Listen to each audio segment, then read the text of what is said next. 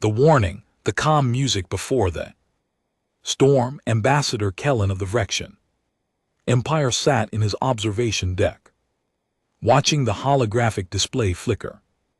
With incoming transmissions, his three-fingered hands gripped the armrest of his chair as he read the latest report. The Thurlock Dominion had just issued a formal declaration, or another species had decided that humanity's peaceful colonies were signs of weakness rather than restraint. Karin had seen this pattern before too many times to count. He leaned back inside deeply, his silver skin shimmering under the station lights. The fools never learned a pattern of arrogance. The Thurlock were a proud warrior race, standing nearly 3 m tall with thick armored hides and crushing strength. Their military record spoke of dozens of conquered worlds and subjugated species. They had rolled over the Benthian collective in mere months. They had crushed the Yala resistance in weeks. Now they turned their attention to humanity's agricultural colonies on the frontier, seeing easy pickings and valuable resources. Karen remembered when the Kravar horde made similar calculations 5 years ago. He remembered the Sign Empire before that. He remembered the Mordek clans even earlier. All of them had seen humanity's extended hand of friendship and mistaken it for weakness. All of them had learned the terrible truth too late. The council meeting. Karen had requested an emergency session with the Thurlock War Council.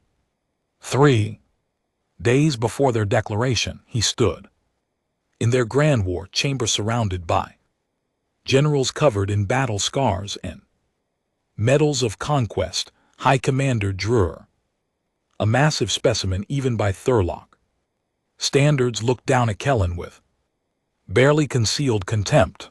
The ambassador kept his voice steady and diplomatic, knowing his words would fall on deaf ears, but needing to speak them anyway. He explained that humanity possessed capabilities beyond what their peaceful farming settlement suggested. He referenced the Kravar War, the Saline conflict, the Mordek extinction event.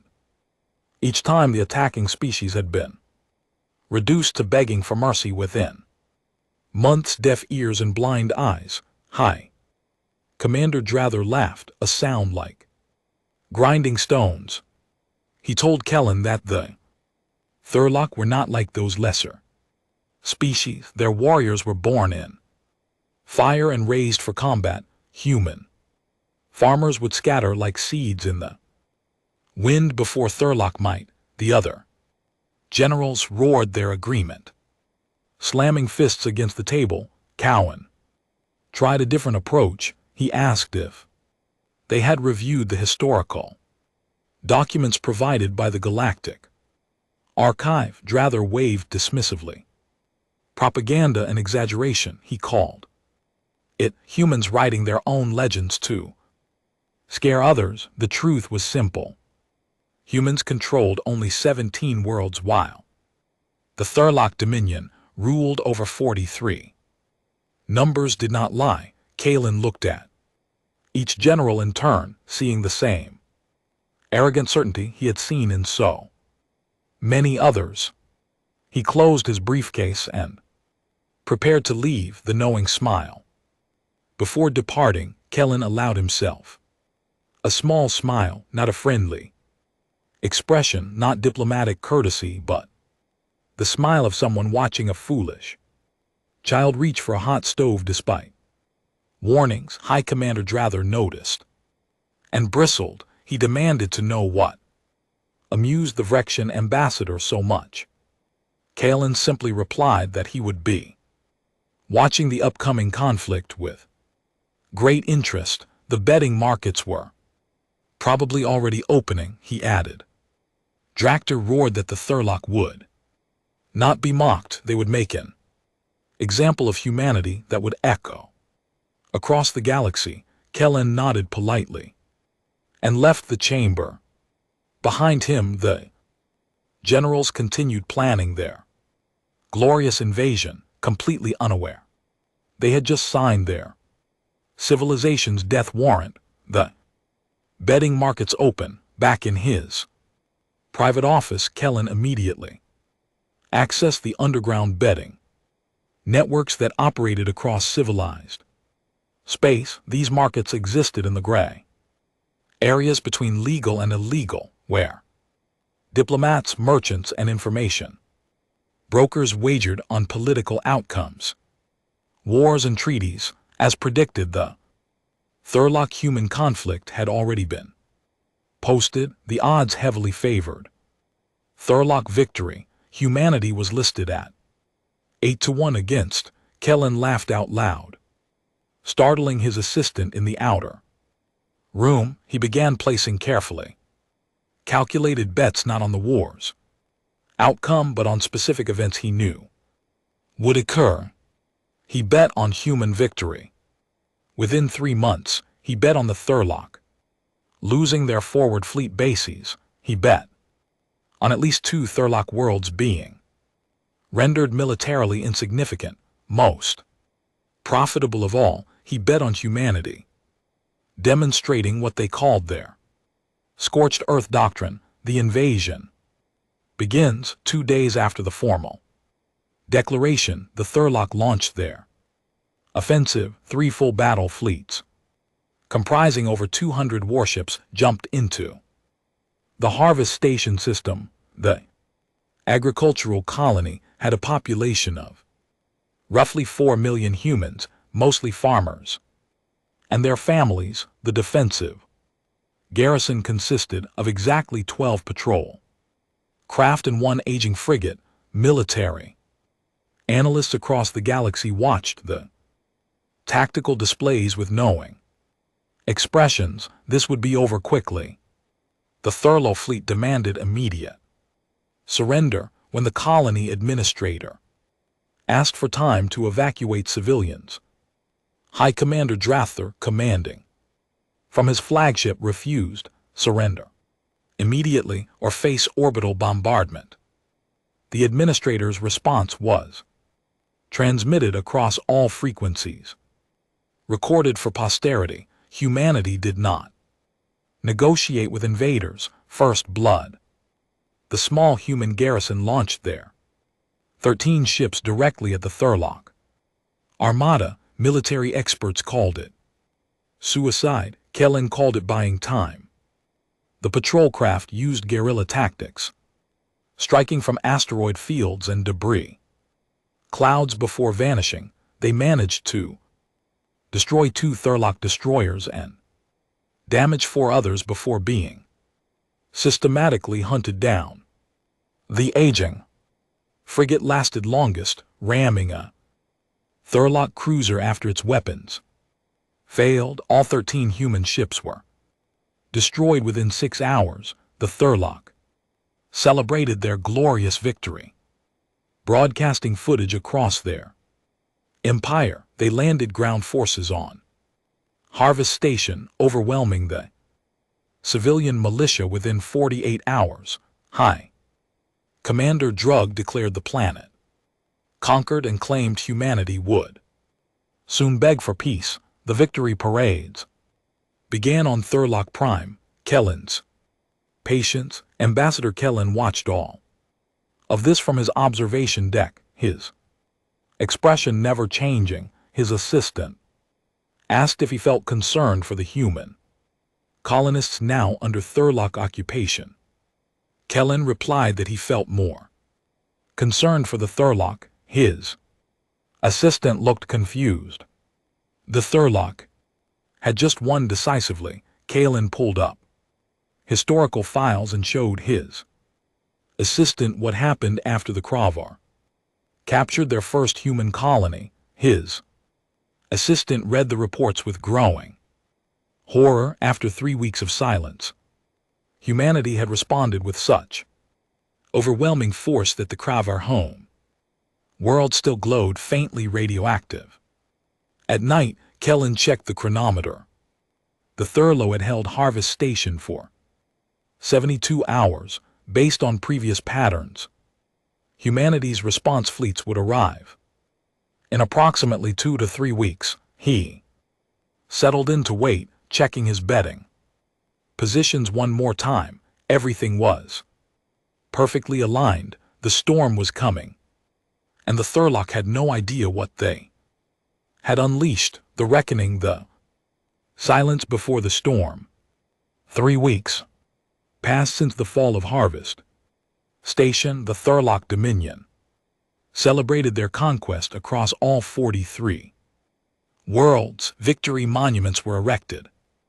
High Commander Drather received the highest military honors. The propaganda broadcast showed Thurlock soldiers standing triumphant over human farming equipment, claiming the weakness of humanity was now exposed for all to see. Meanwhile, humanity had gone completely silent. No diplomatic protests, no emergency council meetings, no pleas for negotiation. Ambassador Kellen watched this silence with increasing satisfaction. He had seen this before. The quiet was never peaceful. It was the sound of humanity mobilizing every resource, calling home every fleet, and preparing a response that would be remembered for generations.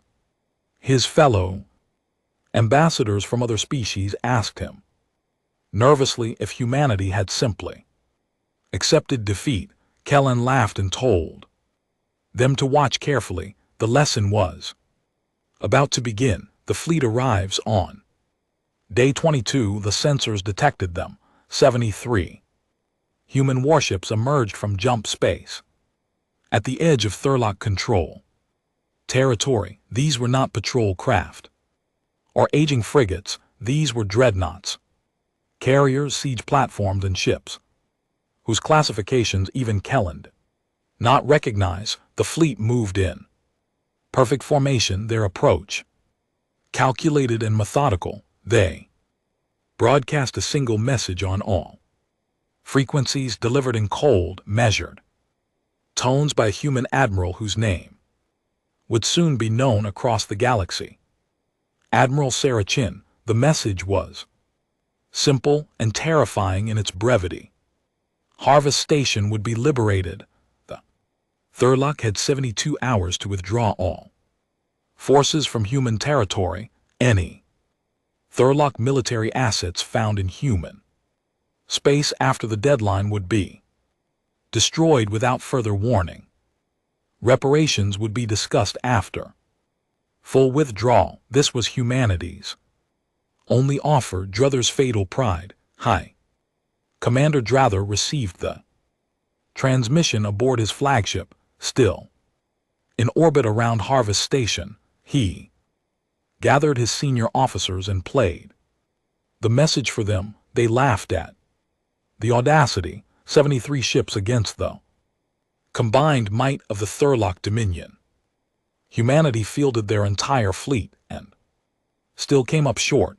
Drather had 200 warships in the occupation force alone, with hundreds more within reach. He drafted his response personally, filling it with insults and threats. The Thurlow would not be intimidated by desperate displays. Humanity should surrender their remaining 16 colonies immediately, or watch them burn one by one. He sent the message and ordered his fleet to battle positions. His tactical officers began planning the destruction of the human armada. In his private office across the galaxy, Ambassador Kellen read both transmissions and immediately placed additional bets. The odds had shifted slightly in humanity's favor, but not enough. The other species still did not understand.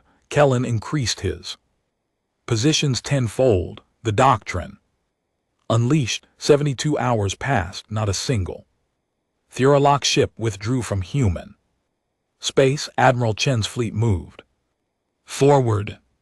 The Thurlock occupation force moved to intercept. confident in their numerical superiority. The Battle of Harvest Station lasted 4 hours. Human tactics were unlike anything the Thurlow had encountered. Their ships moved in coordinated swarms, targeting specific systems with surgical precision. Their weapons cut through Thurlock shields like they were not there. Their electronic warfare blinded sensors and scrambled communications. When the Thurlow tried to close for their preferred boarding actions, human point defense turned their assault craft into expanding clouds of debris. By hour 3, High Commander Drather realized with growing horror that he was losing. By hour 4, his fleet was scattered and broken. His flagship, the pride of the Thurlock Navy, was crippled and adrift.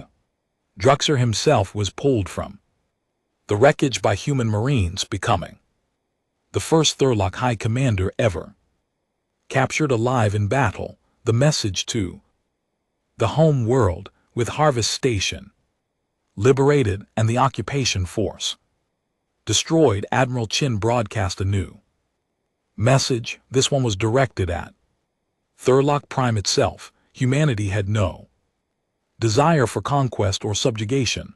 They wanted only to live in peace. However, peace required that aggressive species learn a critical lesson. Actions had consequences. The Thurlock Dominion had 3 days to respond with complete and unconditional surrender. If they refused, humanity would demonstrate what they called the Scorched Earth Doctrine. Every Thurlock military installation, shipyard, and weapons facility across all 43 worlds would be systematically destroyed, not occupied, not captured, but obliterated so thoroughly that rebuilding would take generations. Civilian populations would not be harmed, but Thurlock military power would cease to exist as a galactic force. The choice belonged to the Thurlock leadership. 3 days the clock was ticking. Pride meets reality. Thurlock High Council met in emergency session on their home world. Many generals demanded immediate retaliation, calling for the mobilization of their remaining fleets. Others pointed out that they had just lost 200 ships in 4 hours. What made them think the rest of their navy would fare better? Arguments erupted into physical fights. Traditional Thurlock honor demanded they never surrender, never show weakness. But the recordings from Harvest Station could not be denied. Human weapons technology was decades beyond Thurlock capabilities. Human tactics had torn apart their formations like paper. High Commander Druther, their greatest military mind, was a prisoner. The council debated for 2 days while Admiral Chen's fleet waited patiently at the border. On the 3rd day, with only hours remaining before the deadline, the youngest council member asked a question that silenced the chamber. She asked if anyone had actually read the historical files Ambassador Kellen had provided months ago. The historical truth that council members accessed the galactic archive files together. They read about the Kravar horde who had captured 2 human colonies and enslaved their populations. Humanity's response had been absolute. Every Kravar military asset across 20 systems was destroyed in 6 weeks. The Kravar home world's orbital infrastructure was reduced to rubble. Their species survived only because humanity stopped at military targets. Then they read about the Saline Empire, who had blockaded human trade routes and destroyed merchant vessels. The Saline military was dismantled so completely that they were now a protectorate of another species, unable to defend themselves. Finally, they read about the Mordek clans who had attempted to commit genocide against a human colony, the Mac, no longer existed as a species. Every military-age Mordek had died fighting. Humanity's retribution, the survivors, numbered in the thousands, scattered across refugee stations. The pattern was undeniable and terrifying. Humanity offered peace first always, but once war was chosen, humanity fought with total commitment until their enemy could never threaten them again. The surrender with 2 hours remaining before the deadline. Thurlock Prime transmitted their unconditional surrender. All military forces would withdraw from human space. Immediately, all human prisoners would be released unharmed. The Thurlock Dominion would pay reparations for damages and lost lives. They would accept human observers at all military installations for the next decade. Most humiliating of all, they would dismantle 30% of their naval capacity under human supervision. The terms were devastating, designed not just to end the war, but to ensure the Thurlock could never threaten humanity again. Admiral Chen accepted the surrender formally and professionally. There was no gloating, no triumph in her voice. She simply stated that humanity hoped this would lead to peaceful relations in the future. The Thurlock found this somehow more disturbing than threats would have been. These humans had just shattered their military power and destroyed their pride, yet spoke of friendship in the same breath. Kellen collects his winnings. Ambassador Kellen sat in his office watching the final surrender ceremony on his display. His betting positions had paid off spectacularly. Every prediction he had made came true. With almost boring precision, humanity had won within 3 months. The Thurlock forward fleet bases were destroyed. Multiple Thurlock worlds were now militarily insignificant, and the scorched earth doctrine had been invoked, even if its full implementation was stopped by Thurlock's surrender. His accounts showed numbers that made even his experienced assistant gasp. All legal, all registered, all perfectly legitimate. He lit one of those strange human cigars he had grown fond of. Enjoying the rich smoke, his office door suddenly burst open. He barely had time to react before he was grabbed and lifted from his chair. Confrontation. High Commander Drather, released as part of the prisoner exchange, held Kellen by his collar.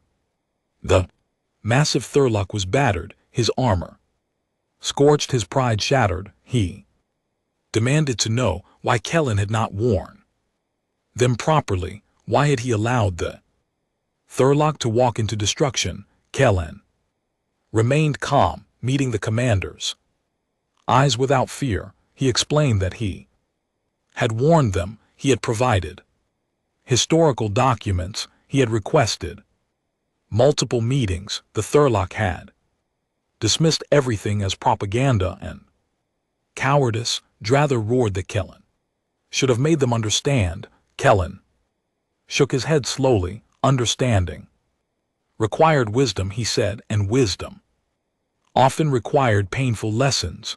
The Thurlock had just received the same education that a dozen other species received before them. Perhaps now they understood what humanity truly was. A species that would always offer peace first, but would never hesitate to wage total war when peace was rejected. The final lesson. Drather slowly lowered Kron back to his feet, his anger fading into something resembling despair. He asked why humanity was like this. Why did they not simply conquer if they possessed such overwhelming power? Kellen poured 2 glasses of Ren spirit and offered one to the defeated commander. He explained that this was perhaps the most terrifying thing about humanity. They genuinely wanted peace. They genuinely extended friendship to other species, but they had learned through their own bloody history that peace without strength was merely slavery, waiting to happen, so they maintained overwhelming military capability while pursuing diplomatic solutions.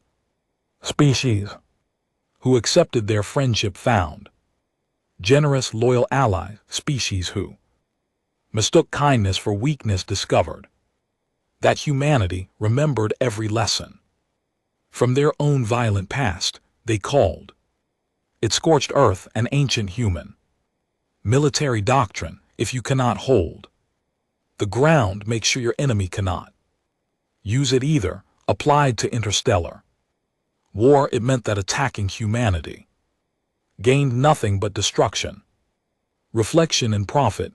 After Drather left, Kellen returned to his desk and reviewed his accounts one final time.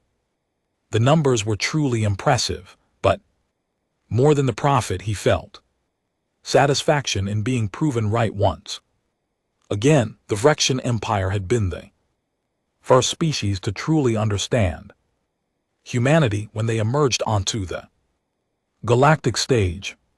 While others saw a young species with limited territory and relatively small fleets, the Veer had looked deeper. They had studied human history, their philosophy, their psychology. They had recognized a species that had climbed from tribal warfare to nuclear weapons in mere millennia, had nearly destroyed themselves multiple times, and had learned restraint through catastrophe.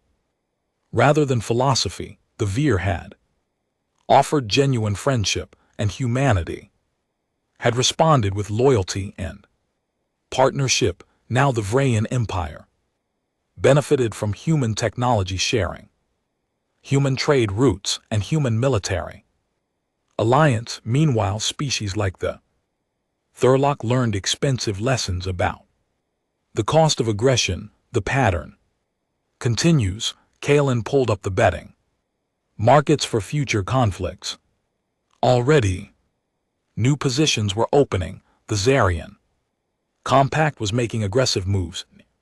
Human space, the odds were already being set. Kellen smiled his knowing smile and began calculating his next positions. The pattern would continue. Some species would see humanity's peaceful nature and restraint as opportunity. They would make the same fatal calculations that the Kravar, Salthine, Mordek, and Thurlock had made. They would attack, and humanity would respond with that same terrible combination of advanced technology, tactical brilliance, and absolute commitment. The galaxy would witness another demonstration of what happened when someone mistook mercy for weakness. Karen would watch profit and wonder when other species would finally learn the lesson without needing to experience it firsthand. Perhaps never. Pride and arrogance seemed universal traits among warrior species. Humanity's peaceful farming colonies would continue to look like easy targets right up until the moment the hammer fell.